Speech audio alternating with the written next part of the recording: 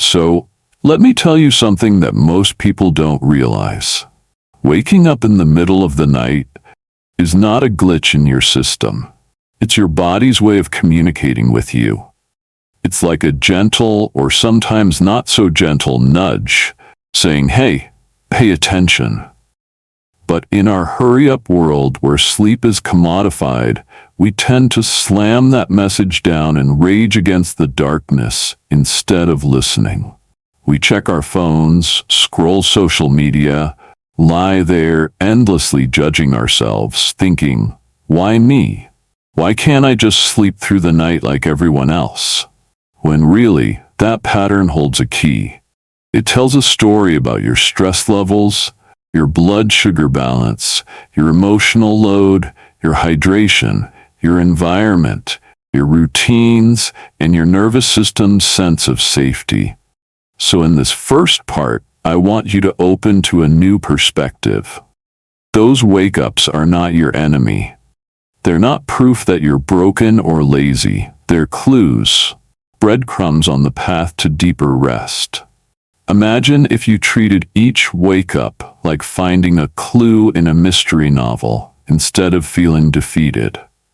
Imagine if, at 2 a.m. or 3:30 a.m., you could pause and whisper, "Okay, body, I hear you. What do you have to tell me right now?"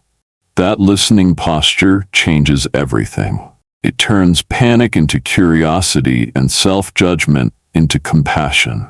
It invites a dialogue between your conscious mind and your body's wisdom.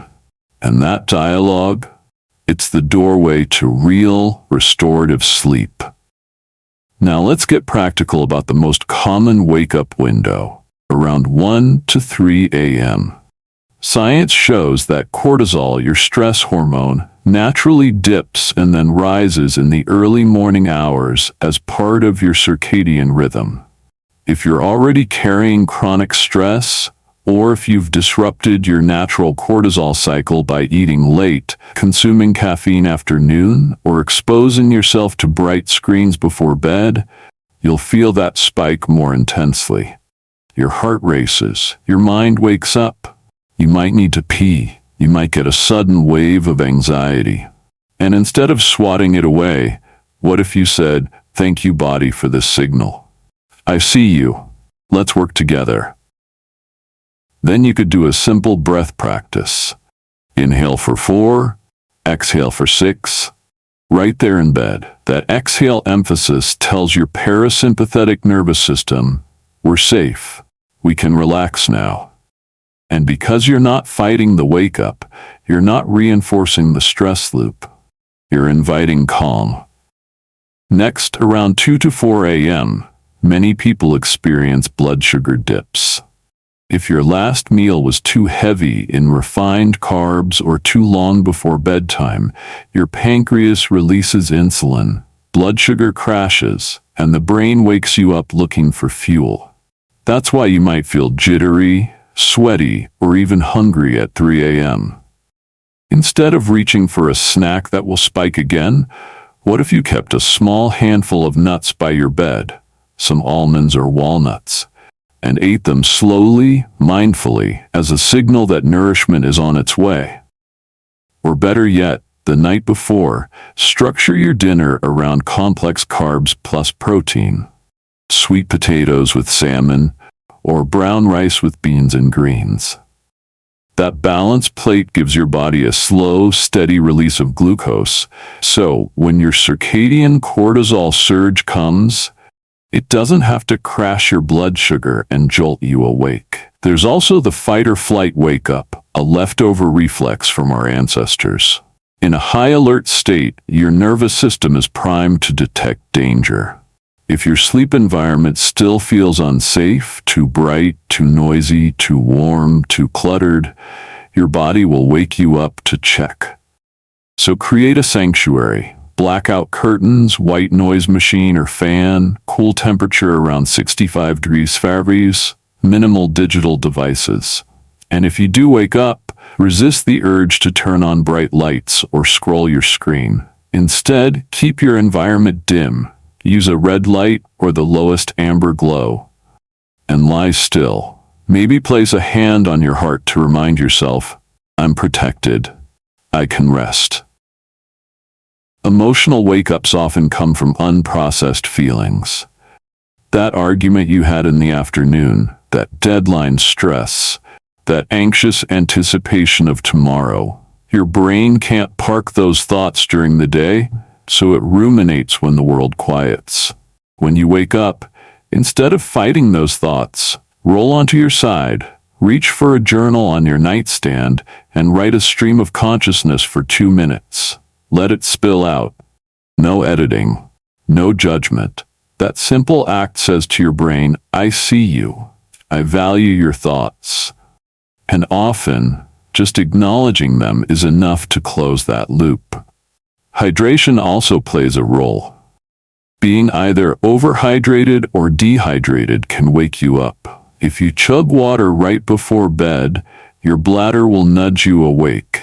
If you're dehydrated, your body might give you headaches or cramps in the night. So front load your fluids through the day. Sip consistently until 2 hours before bed. Then only take small sips if you're genuinely thirsty. And there's another piece. Your wake-up mindset. If every time you open your eyes, you tense up and calculate how little sleep you'll get, you're adding another layer of stress. Instead, practice radical acceptance. Say to yourself, I'm awake, I'm here, and I'm okay. Let that attitude be your first act upon waking. It's like putting down a heavy backpack. It doesn't make the wake-up go away, but it changes your reaction. Finally, remember that patterns repeat. Track your wake-up times for a week. Do you always wake at 3 a.m.? That tells you to look at what's happening around that hour. Do you wake more on weekends? That tells you your later sleep-in is disrupting your rhythm. Patterns are data, not judgments. Use them to fine-tune your routine, not to beat yourself up. So tonight, when your eyes pop open at an ungodly hour, try this.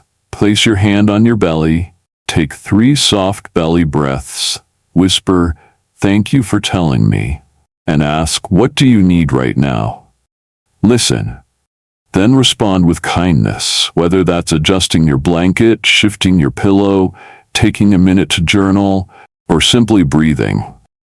You're not fighting the wake-up anymore, you're partnering with it. And that partnership is the path back to rest. That's where we're headed in this episode, learning to speak the language of your body's midnight messages, so you can reclaim the night, one gentle response at a time.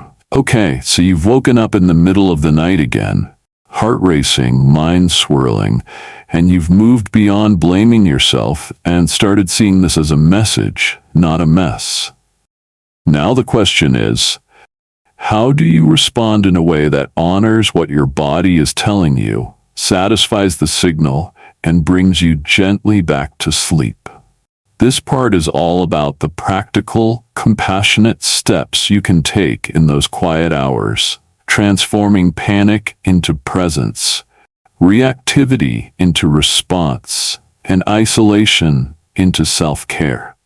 Let's walk through it step by step so that when that 2 a.m. alarm in your head goes off, you have a roadmap for how to partner with your body rather than push it away.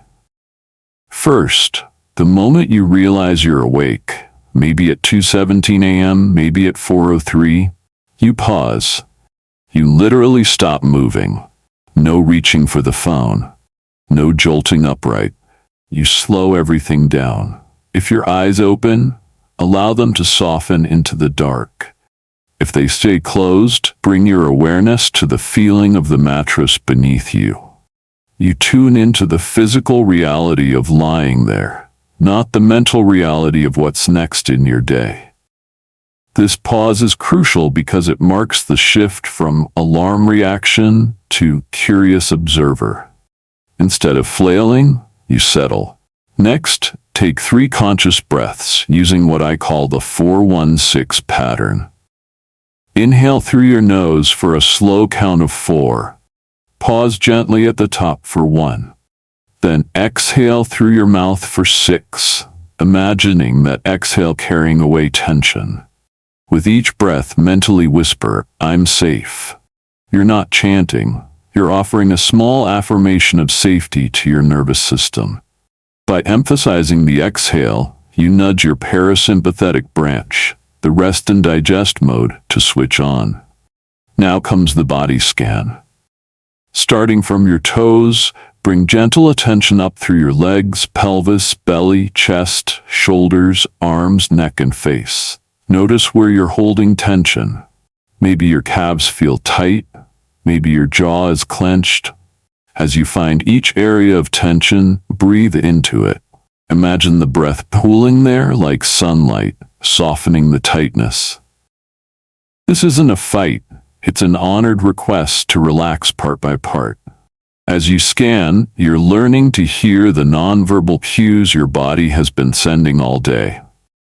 After your breath and body scan, pose a gentle, open-ended question. What is my body trying to tell me right now? Don't expect an immediate answer. Instead, wait with curiosity. Maybe a single word or image arises. Thirsty, hungry, anxious, overloaded, stuck. Whatever emerges, note it without judgment. If it's thirst or hunger, address it simply. Place a dimly lit bottle of water at your bedside and take a small sip. If a hunger signal persists, eat a couple of raw almonds or a small piece of whole grain toast. Nothing sugary, nothing heavy. Just enough to stabilize blood sugar without spiking.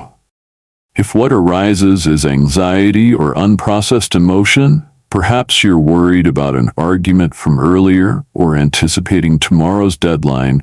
Release the pressure to solve it all. Instead, keep a small notebook by the bed. Write a brief brain dump, a single sentence or bullet note of the thought or feeling. It doesn't need to be coherent prose, just the gist. For example, worried about tomorrow's presentation, or still upset about that text. Jotting it down signals to your brain, "I see you, I'm acknowledging you," and helps close the loop. If the message is environmental, too bright, too warm, too noisy, make gentle adjustments. Draw the blackout curtain just a smidge. Turn down the thermostat a degree or two.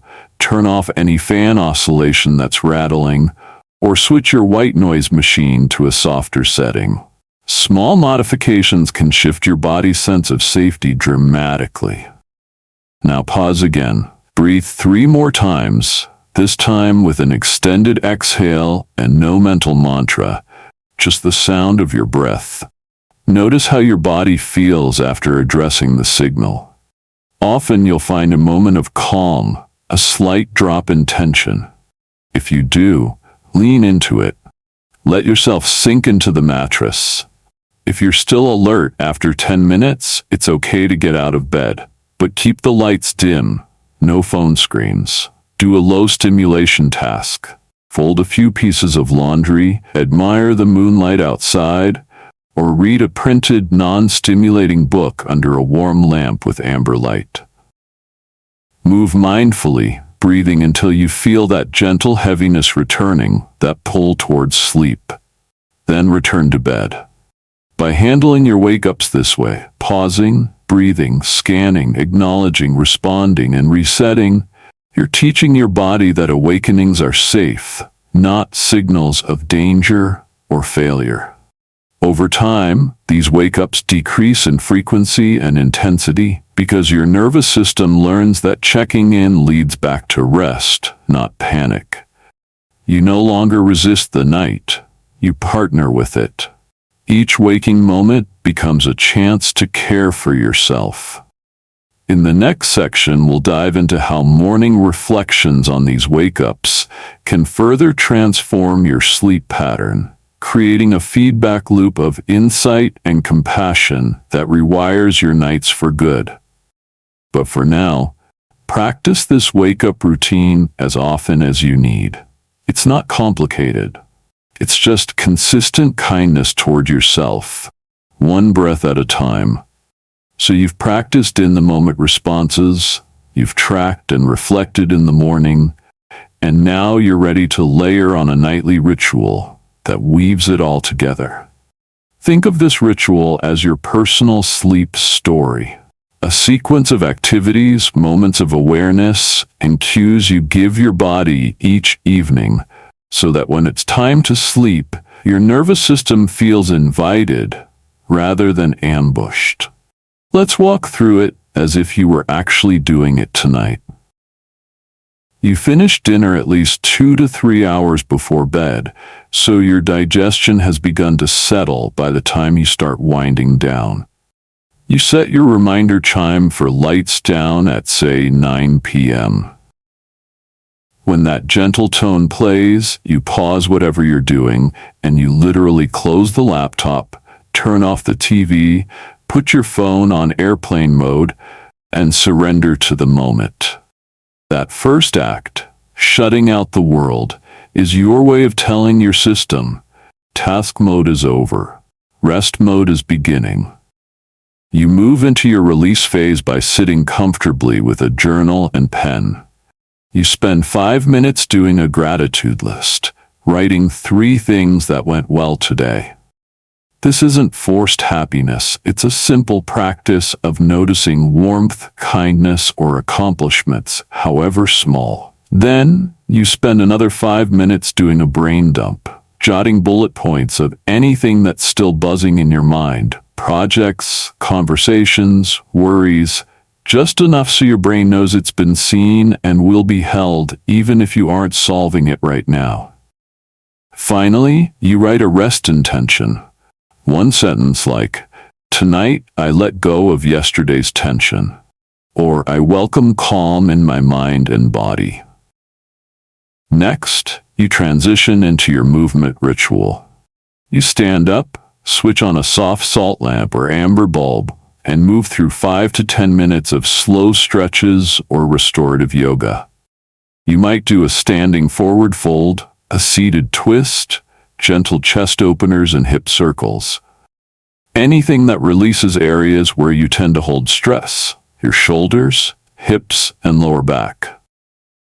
You breathe deeply, linking each movement to your inhales and exhales, reminding your body that sensation isn't a threat. It's information, and it's safe to release. If you prefer sitting meditation, you take those 5 to 10 minutes in a chair or cushion, doing a silent body scan. You start at your feet, noticing temperature or tingling. You move up through your legs, pelvis, abdomen, chest, arms, neck, and head. At each spot, you pause, breathe into any tightness, and whisper silently, "Relax here." Then you shift into your sensory ritual. You slip into comfortable, loose sleepwear, maybe made of cotton or bamboo, fabric that feels soft against your skin.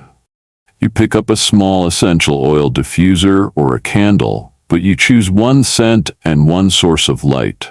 Perhaps a lavender-infused diffuser on low or a single beeswax candle. You turn on a white noise machine or fan set to a gentle hum, or you play a looping track of rain sounds.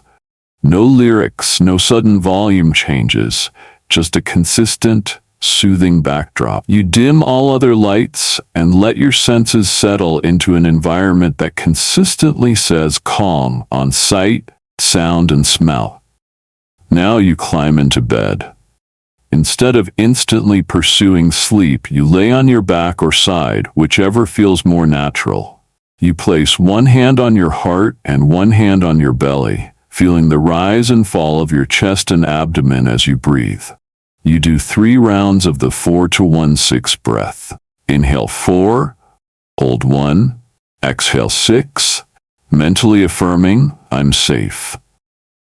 With each exhale, you imagine tension melting away, like ice thawing under warm sun.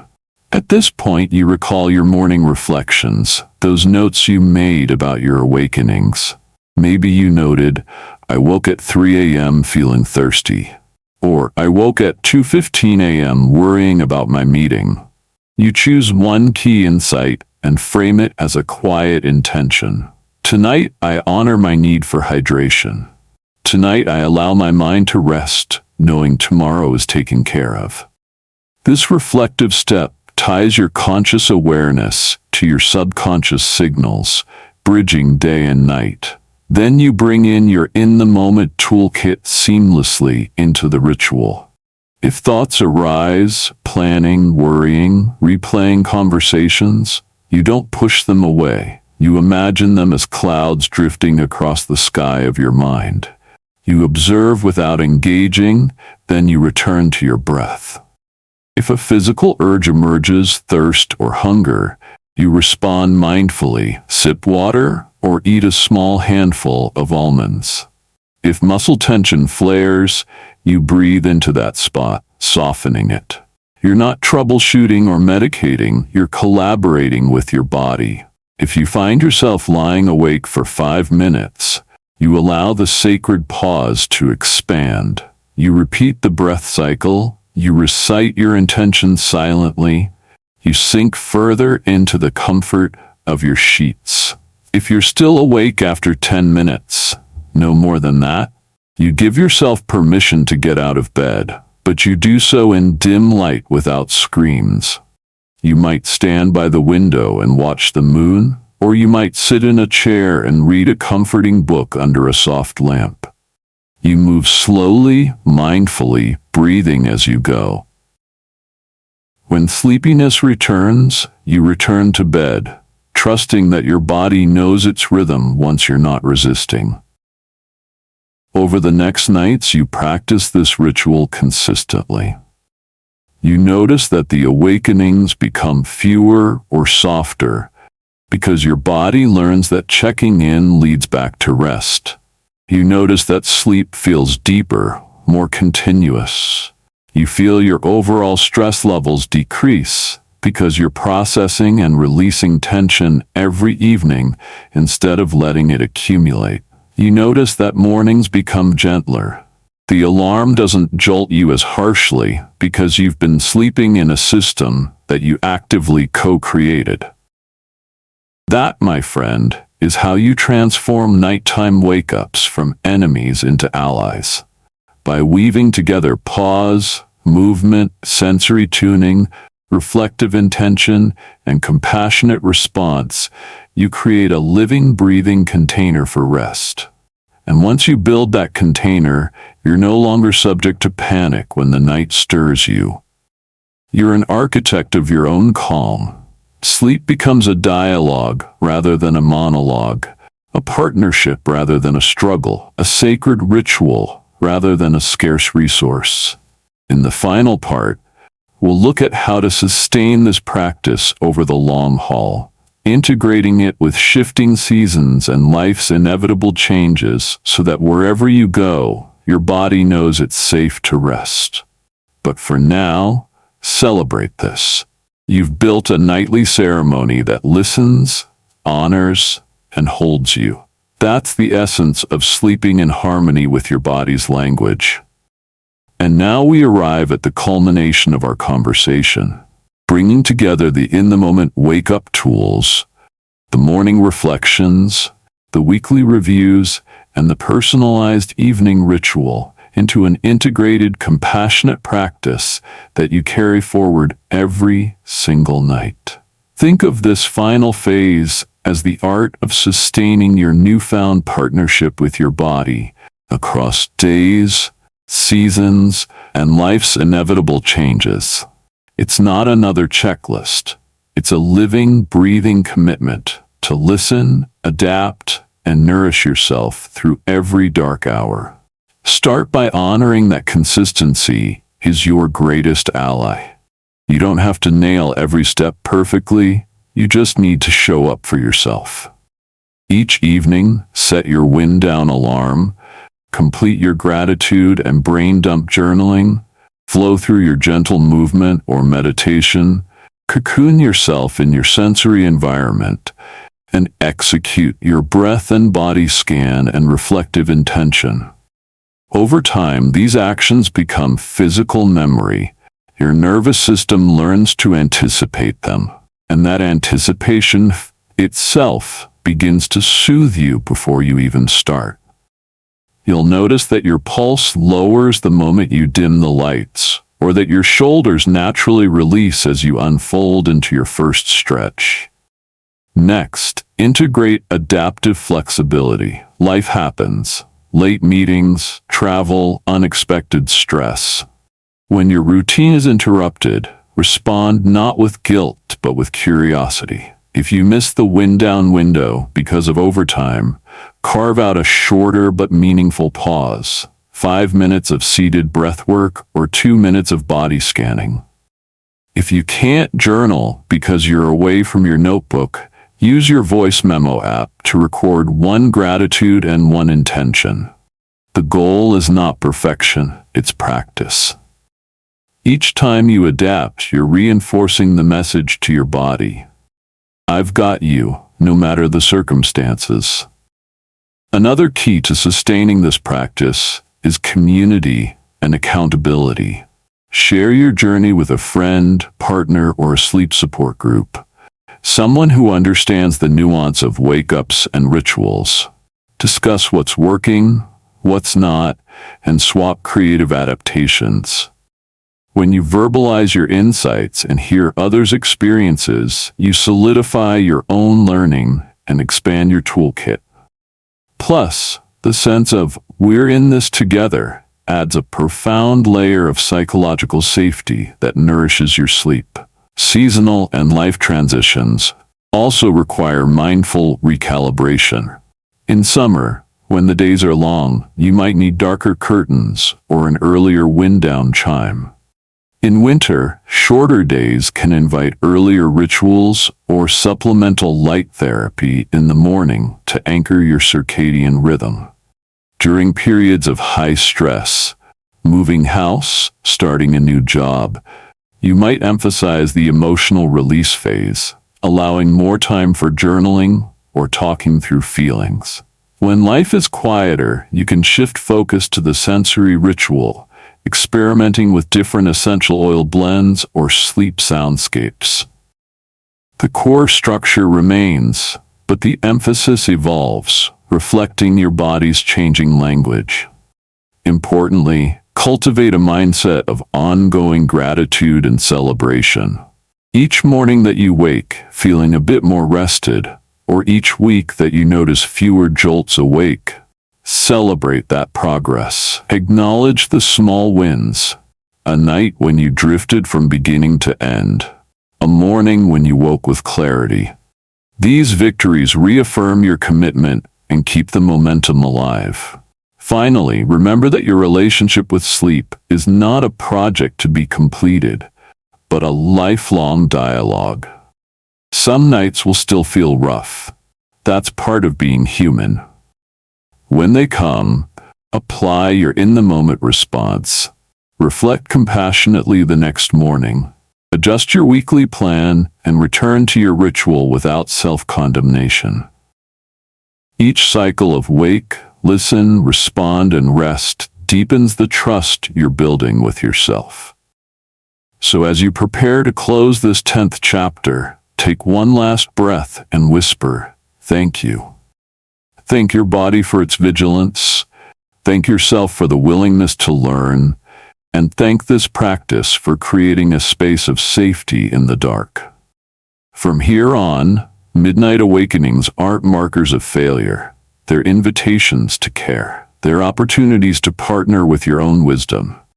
And through this integrated, compassionate approach, moment-to-moment tools, reflective journaling, weekly adjustments, adaptive rituals, you reclaim your nights, restore true rest, and step into each new day whole, grounded, and alive.